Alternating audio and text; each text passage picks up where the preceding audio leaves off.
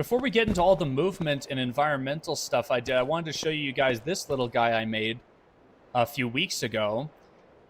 There's two ways I want to transmit the narrative to the players, and one is this kind of Fallout style terminal system, and the other is these audio logs. So listen to this; it's super cool.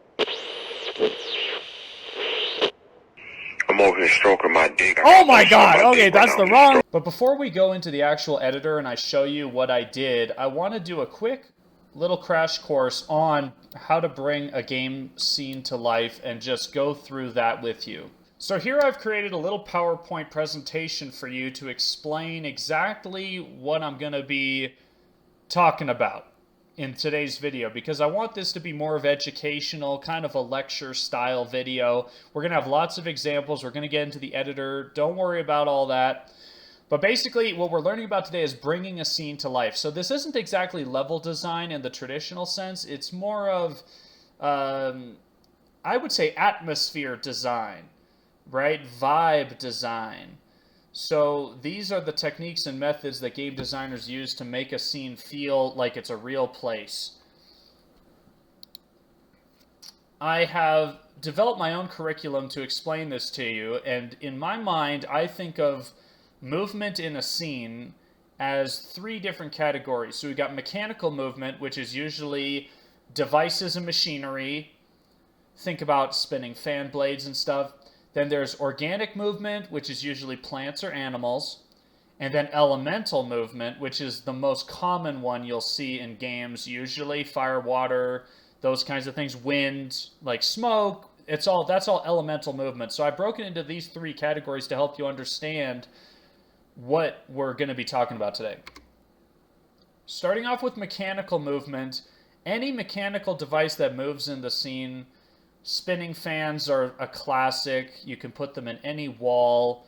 Oil rig pumping jacks, things like that. Gears moving, conveyor belts, pistons, anything that is moving in the scene. And you'll find that a lot of these, they connect with each other. So mechanical movements mix really well with elemental movements like steam or smoke or even sparks. It's any movement that's coming from a machine, right? Then we move on to organic movement. This covers living things and natural elements, plants and animals. All right, pretty simple, but it kind of, a lot of people don't think about this, but birds, really cool. Trees and bushes swaying in the environment and even moving when a player walks into them. Leaves fluttering in the wind. This is all organic movement. Finally, my favorite, elemental movement, and this is the foundation, I would say, for most game environment movement. Water is a classic. Water is amazing because it makes sound effects naturally from its movement. Same with fire. I like fire because it has three elements to it usually. The flame, the sparks, and the smoke. And it makes nice ambient sound effects that aren't too aggressive on the player's ears. And then finally, one of my favorites, weather effects like rain and fog. I love rain because it can contribute to contrast between an interior environment and an exterior environment. Right? It's all wet, and there's a soundscape also that comes with it. I mean, I love the sound of rain. I don't know about you guys. I love the sound of rain. Fog is useful depending on the kind of game you're making. It can communicate danger to a player and be like, hey, this place is kind of could be dangerous, right? Then I've also broken down the elements of those three into two subcategories, which I categorize as passive feedback and active feedback. Feedback is generally defined as when the player does something, the game responds. However, the kind of movement we're talking about in the game right now, where a fan is just spinning, whether the player interacts with it or not, I almost want to call that passive feedback, because it is responding to the player, but it's not exactly responding to any action they're making. It's just responding to their attention. You're looking over here and the environment is responding to just you looking over here. It's telling you, hey, the game's not frozen, right? And then active feedback is a more traditional thing you may have learned about in game design education, where basically whenever the player does something, so with organic stuff, if there's a bush and the player walks into the bush, it'll rustle a bit. Beautiful. If a player walks I don't know, if they click on something like a mechanical device, maybe it changes or whatever. With fire and things, that's a little different. With water, you can do a lot of fun feedback. For example, if let's say water's trickling down from the ceiling and the player stands under the water, you could have a water kind of effect over the camera and a sound effect of water hitting whatever the material the player is made out of. If they're wearing clothing, you could play that very distinct sound effect of water hitting fabric. Okay, so here we have entered my game level, and I have turned off all of the movement things, besides this particle effect here. I've turned off all the movement things that I added to the scene. And as you can see, it feels a little dead. So let's get started. Okay. The first thing I added that was really easy are these vultures flying around above the map. And if you're lucky, you should see some of their shadows casting on the ground. But as you can see, this adds some nice little ambience and movement to the scene. And it's very nice. Very easy. For me, it was like one click. I just added this Unity asset called bird flocks. And it was super easy and simple. I added 5 little birdies. Okay, so oh, there's the one. You see that? Huh? Yeah. The next thing I added was this light that actually has 2 layers of movement on it, elemental light flickering, and these nice little moths that are flying around the light. And it's a important location in the game. And don't worry about these placeholder textures. Don't worry about that. Don't worry about that for a second. We'll get that textured in no time. But as you can see, this kind of draws the player's attention to that area very subtly. It's not as good as it could be, I think, because the environment is pretty well lit. There are some shadows. Look at that, huh? Isn't that nice? Really adds some movement to even the ground. Also, I'm going to keep working on that. I might add more birds. I might bring them lower to the ground. And, yeah, try to angle the shadows so they cast on this big open area. I'm probably going to rework this open area a lot. It feels like there's way too much open space right here. So I may or may not fill it up with a bunch of junk, you know, more tanks and tractors and things, just to kind of restrict the player's movement a little bit. This area feels a little too big right now, but we're focusing on just bringing the scene to life right now. So as you can see, this little element, very subtle, kind of a nice organic flicker going on. I'm using a script to do the flickering right now, so it's kind of random.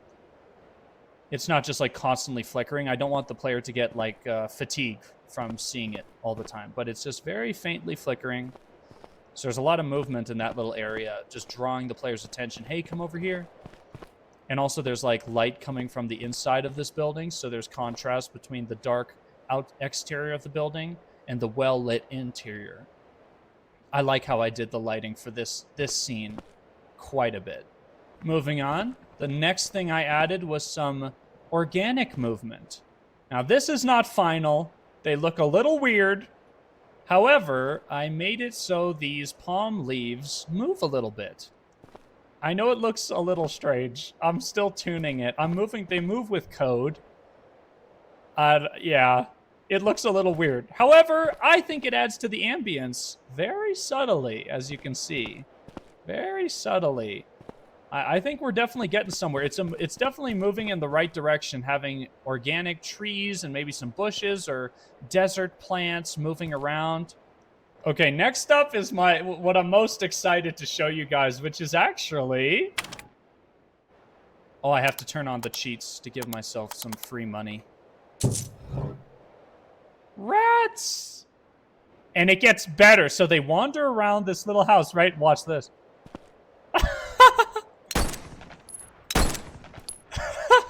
So this is placeholder gibs, but they jib when I walk over them or shoot them. And I've put a group of them in each of the little houses.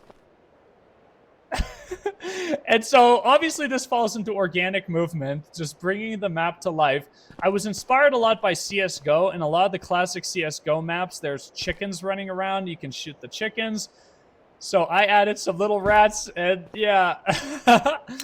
Oh my god, I think players are gonna love that. Let's put some rats in this room also, just running around, scurrying about. Oh my gosh.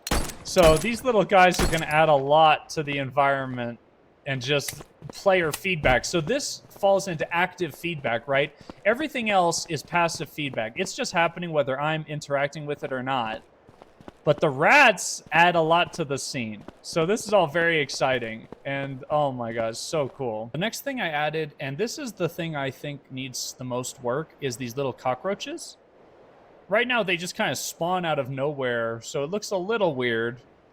I think they would be most useful maybe in one of the buildings, perhaps.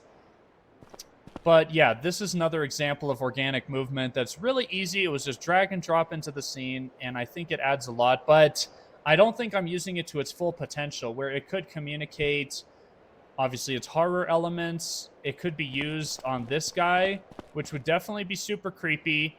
I don't know if I want to have the cockroaches eating him. That would be disturbing, but it would be realistic. We'll see about that. We'll see about that. Okay, the last and final piece of movement I put in my scene to help it come to life is I made 3 of these wind turbines moving.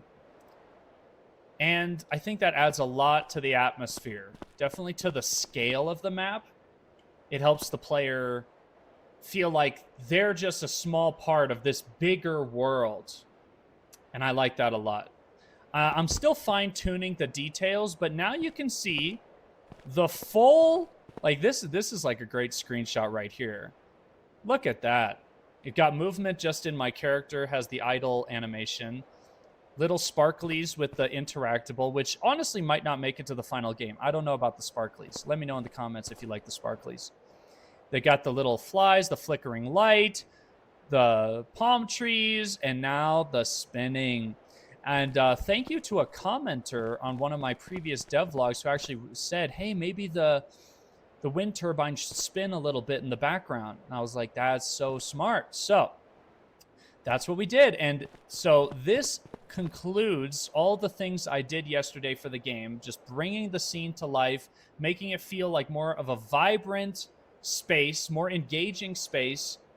And yeah, I hope you learned something new about game design today. And I wanted to thank you for joining me on this educational adventure and taking a look at my game. If you like the game, you can wishlist it on Steam. It's basically like a Call of Duty Zombies clone. I'll just actually play the game for a second to show you.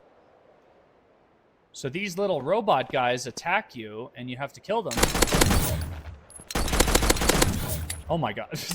I guess a lot of the particles or whatever are... What is happening? What's that? Okay, every time they die, something weird happens. That's a new glitch. Why does everything get dark when I kill them? Okay, well, we're gonna have to fix that. Add it to the list. But thank you so much for watching. I hope you enjoyed. This game is definitely a work in progress. I don't know when it's gonna get released. I'm trying to put a lot of love and attention and detail into it, and I'm just really grateful for everyone who's taken an interest in the game and wants to see it completed in its full final form. So thank you so much for watching, and I'll see you all in the next video.